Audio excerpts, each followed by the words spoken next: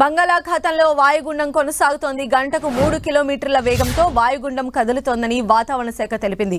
రాగల 12 గంటల్లో ఇది అల్పపీడనంగా బలహీనపడనుందని వెల్లడించింది. వాయుగుండం ఛత్తీస్గఢ్ వైపు పయనిస్తోందని తెలిపింది. దీని ప్రభావంతో రాష్ట్ర వ్యాప్తంగా మోస్తరు నుంచి భారీ వర్షాలు కురుస్తాయని ప్రకటించింది.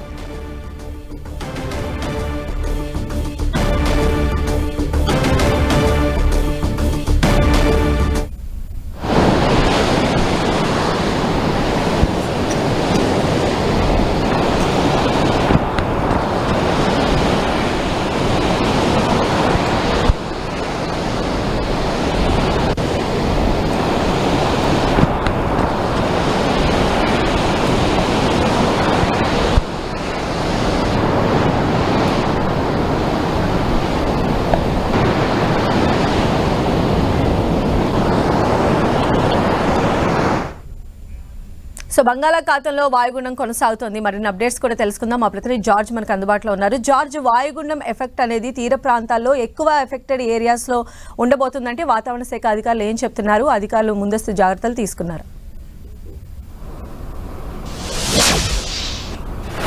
ప్రస్తుతానికి ఇది ఒరిస్సా తీరం వెంబడి కూడా కొనసాగుతూ ఉంది. ఇది రాగల 12 గంటల్లో మరింత బలహీనపడి తీవ్ర అల్పపీడనంగా మారి ఆ తర్వాత అల్పపీడనంగా బలహీనపడుతుందని వాతావరణ శాఖ చెప్తూ ఉంది. అయితే దీని ప్రభావం రాగల 24 గంటల వరకు కూడా రాష్ట్రం మీద ఉంటుందని చెప్తున్నారు. ముఖ్యంగా ఇటు ఏలూరు జిల్లా అలాగే అల్లూరు సీతారామరాజు జిల్లా ఏవైతే ఉన్నాయో ఈ జిల్లాల్లో దాదాపుగా ఎక్కువ శాతం వర్షపాతాలు నమోదయ్యే అవకాశం ఉందని చెప్తున్నారు. భారీ నుంచి అతి భారీ వర్షాలు కూడా నమోదయ్యే అవకాశం ఉంది. కాబట్టి అటు అధికారులు ప్రజలంతా కూడా అప్రమత్తంగా వ్యవహరించాలని చెప్పారు. అయితే ఈ భారీ వర్షాల నేపథ్యంలో చూసుకున్నట్లయితే కనుక ఎప్పటికప్పుడు దీని మీద హోంమంత్రి అనిత సైతం కూడా సమీక్ష చేస్తూ ఉన్నారు. ఇప్పటికే అల్లూరు జిల్లాకు సంబంధించిన 7 గ్రామాల ప్రజలను పునరావాస కేంద్రాలకు తరలించడం జరిగింది. చింతూరులో ఈ పునరావాస కేంద్రాలు అనేవి ఏర్పాటు చేశారు. అలాగే అల్లూరు జిల్లా కలెక్టర్ మేరకు ఎస్డీఆర్ఎఫ్, ఎన్డీఆర్ఎఫ్ బృందాలు కూడా రంగంలోకి దిగాయి. ఏదైతే మహిళలు ఎవరైతే ఉన్నారో అక్కడ గర్భిణీలు కానీ అలాగే చిన్నపిల్లలు కానీ ఎవరైనా ఇబ్బందులు పడుతూ ఉన్నట్లయితే కనుక వారిని తరలించేందుకు కూడా రంగం అయితే సిద్ధం చేశారని చెప్పుకోవచ్చు. ముఖ్యంగా ఇటు ఏలూరు జిల్లాలో చూసుకున్నట్లయితే కనుక ఈ ఎక్కువ భారీ వర్షపాతాలు నమోదయ్యే అవకాశం ఉంది. కాబట్టి అక్కడ లోతట్టు ప్రాంతాలు, ముంపు గురయ్యే ప్రాంతాలు ఏవైతే ఉన్నాయో అక్కడ ఉన్న ప్రజలు అప్రమత్తంగా ఉండాలి. సాధ్యమైనంత త్వరగా సురక్షిత ప్రాంతాలకు వెళ్లడం లేదా పునరావాసాల కేంద్రాల కన్నా వెళ్లే ప్రయత్నం అయితే చేయాలి. వాగులు వంకలు పొంగు పొర్లుతూ ఉన్నాయి కాబట్టి కాలువలు సైతం కూడా ఉధృతంగా ప్రవహిస్తూ ఉన్న నేపథ్యంలో వాటిని దాటే ప్రయత్నం అయితే చేయొద్దంటూ కూడా వాతావరణ అధికారులు హెచ్చరిస్తూ ఉన్నారు.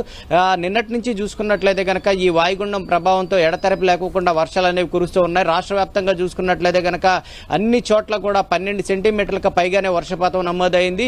మరికొన్ని చోట్ల చూసుకున్నట్లయితే అతి భారీ వర్షాలు దాదాపుగా 24 సెంటీమీటర్లకు పైగా వర్షపాతాలు అనేవి నమోదయ్యాయి. చాలా చోట్ల కూడా పంట పొలాలు అవి నీట మునగడం జరిగింది.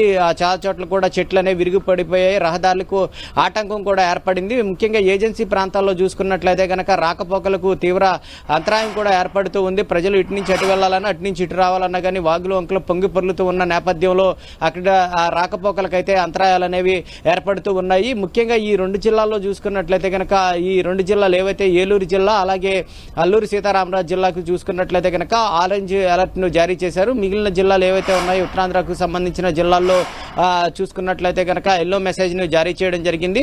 మరి ముఖ్యంగా పోర్టులు ఏవైతే ఉన్నాయో ఉత్తరాంధ్రకు సంబంధించిన కళింగపట్నం, భీమునిపట్నం, విశాఖపట్నం, గంగవరం అలాగే కాకినాడ పోర్టులు ఏవైతే ఉన్నాయి వీటికి 3వ నెంబర్ ప్రమాద హెచ్చరికలు అనేవి కొనసాగుతూ ఉన్నాయి. మిగిలిన పోర్టుకు 1వ నెంబర్ ప్రమాద హెచ్చరికలు అనేవి కొనసాగుతున్నాయి. అయితే తీరం వెంబడి చూసుకున్నట్లయితే గాలుల వేగం 45 నుంచి 55 కిలోమీటర్ల మేర వీడు. అంతేకాకుండా అలల ఉధృతి కూడా చాలా ఎక్కువగా ఉంటుంది. సీ కండిషన్ కూడా రఫ్ గా ఉన్న నేపథ్యంలో మత్స్యకారులు ఎవరూ కూడా వేటకు వెళ్లొద్దని చెప్తూ ఉన్నారు.